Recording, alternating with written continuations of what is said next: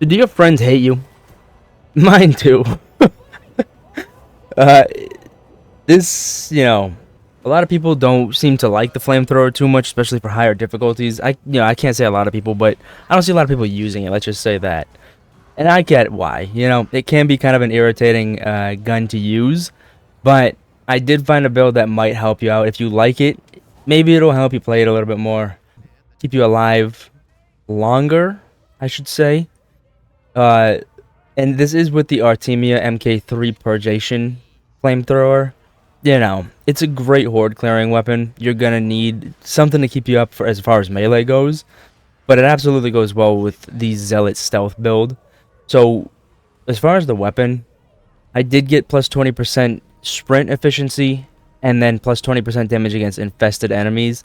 Because your chances are you're probably not going to be using it too much if there's like a group of crushers or a group of gunners in front of you. If you stealth behind them, might be nice, but you're going to want to clear those gunners out pretty quickly with the Eviscerator. So this is more along the lines of if when like a horde comes, or on that new map, Clandestium Gloriana, when you're trying to defend your teammates, keep them safe from any bodily harm, while they're trying to reprogram or recalibrate everything. And it's a nice little addition to have. Pop in, burn things, go stealth, reload, pop back in, burn more things. I did get the Showstopper blessing, so 20% chance elite and special enemies explode on kill. Like I said, you're not going to be... Yeah, I don't think too many people are going to want to take this and rush a group of crushers or rush a group of gunners. And then the last blessing we decided to get was Inspiring Barrage. This is actually a really good blessing. You get plus 4% toughness for every 10% of magazines spent during continuous fire. Stacks up to 5 times. So that's plus 20% toughness for every 10% of magazines spent during continuous fire. And it does ramp up pretty quickly. Not so quick that you can be in the middle of a horde with a bunch of ragers around you, flamers, bombers, everything just fucking you up and you'll be invincible. You're like, yeah, I got my flamer. No, but it does add some survivability to this build. And the gist of the flamethrower build is that it's just fun, right? It's just flat out fun. And I love the flamer. I think it's really enjoyable to use. It's really satisfying. Your teammates might hate it because they can't see because of all the fire in front of your face, but at least you're clearing out the horde for them. That's what really matters. And, occasionally they might get confused with the enemy fire and your fire, but fuck them. You're having fun, right? But yeah, I mean, some key things to remember with the flamethrower is that it is going to be a close range weapon. So having that Anoint in Blood talent, or up to 25% based range damage reduced the further you are from the target, that is absolutely crucial to this. You're just going to want to pump out as much damage as you possibly can, kind of clear out the area around you. And like I said, if you find yourself in a pinch, it's a really good weapon to have, especially paired with the stealth. You'll go stealth, pull out your weapon because it does have a little bit of a slow, unholster time. But it should be out and ready to go by the time your stealth wears off. And look at that, you're the hero of your friend group. So as far as the talents go, there's some key contenders, right? So you definitely want Anoint in Blood, just to get that extra damage because the enemies are going to be right up next to you. I usually go Immolation Grenade with this one. You could definitely go Blades of Faith, get rid of those specialists quicker. But Immolation Grenade just works well if you're trying to clear out hordes quickly. I, of course, go Thy Wrath Be Swift, so that with Inspiring Barrage, you can kind of just stay alive longer. Not being able to get stunned out of using your flamethrower is a big thing. That's huge with this build, making the flamethrower pretty good, making it great again. So from there, I just kind of went into the Loner tree in the Aura.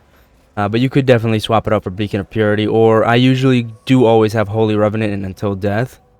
So you could definitely go Benediction if you're going to do that, but I definitely recommend that Wrath Be Swift. And then of course I get Shroud Field, the extension, the 6-second extension to Shroud Field, and then Invigorating Revelation, which replenishes 40% toughness over 5 seconds on leaving stealth. So you should be able to keep your toughness up for a pretty decent amount of time. Definitely don't rely on it, especially if you're an Auric. Lower levels, definitely. It works very well. Auric, you still have to keep your wits about you. And then I did go down on the left to Invocation of Death, so melee critical hits reduce combat ability cooldown. That pairs well with your Eviscerator. You could go, if you're gonna go more of a single target build, a sustained assault build, 4% more damage for 5 seconds on hitting an enemy with a melee attack. I just went punishment because I like the cleave on the eviscerator, and I'm a big cleave guy. And then Invocation of Death, melee critical hits reduce combat ability cooldown by 1.5 seconds. It's nice to have your stealth up as much as possible. And then I did go Martyrdom, that middle tree with the +2 wounds, 10% melee attack speed. You might not have enough to go both the keystone modifiers. So I did choose I Shall Not Fall. So you get up to 5% toughness, or +5 toughness damage reduction per missing wound. Makes it pretty... let me just say it makes it easier on you to stay alive that way. You know, this build, you will take quite a bit of damage. But that's okay. We're a zealot, we can survive. That's why we go Holy Revenant until death. Then, of course, just a couple tips about it. I mean, you know, with most ranged weapons, or like with most... So, just a couple of tips for using this build. You know, with most ranged weapons in this game, you're kind of going to want to know when to put the ranged weapon away and pull out your melee. Start dodging, start blocking. But this works very well, especially if you have like a Psyker with Smite, or an Ogre and that can taunt. This is a great board clearing weapon, and then especially mixed with that Showstopper, the one that makes the enemies or the elite enemies explode. If you can't have someone pull the aggro or just hold Ragers still, just detonating a bomb in like the middle of them with their own bodies, absolutely, you know, beautiful, beautiful. And as far as the other talents go, I like to stick around ones that up sprint efficiency, maybe the one that reduces sprint cost. It'll just make it easier to maneuver, move around. You won't, you know, put your weapon away and then have no stamina to be able to block. And then, of course, one of my inspirations for this build was from that Blood Angel show on Warhammer TV. If you haven't subscribed to Warhammer TV, don't. Just watch scenes from it on YouTube. But it's the Blood Angels one about this like chapter of Space Marines called the Blood Angels. And there's one character in particular who's kind of like a zealot-y preacher type of guy. He's got a flamethrower. Best guy in the show. Burn the heretic! Kill the mutants! Purge the unclean!